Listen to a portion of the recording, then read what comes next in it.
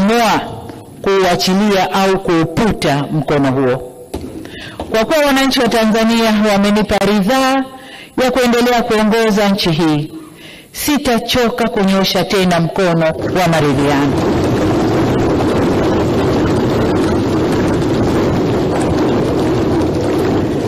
Ni matumaini yangu kuwa wadau wa kisiasa wataupokea kwa dhati mkono wa maelewano, ili kwa pamoja tujenge mazingira mwafaka kwa maendeleo ya taifa letu. Tutajifunza kutokana na makosa na mapungufu ya taasisi zetu za kidemokrasia. Tanzania ina uzoefu wa miongo mingi ya kidemokrasia na amani. Tanzania ina demokrasia iliyokomaa. Hata hivyo, tunaendelea kuboresha kulingana na mazingira na wakati. Ni jukumu letu sasa kujielekeza kwenye maboresho hayo kwa utashi wetu bila shinikizo lolote. Mheshimiwa Spika, nataka nirudie hapo. Tanzania imekuwa na miongo mingi ya kidemokrasia, limekuwa ni taifa la amani na utulivu wa kisiasa.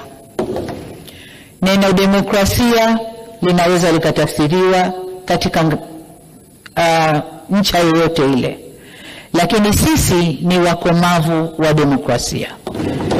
Pamoja na hayo, katika safari yetu ya kuendesha Tanzania kidemokrasia, tuko tayari kujifunza na kujirekebisha.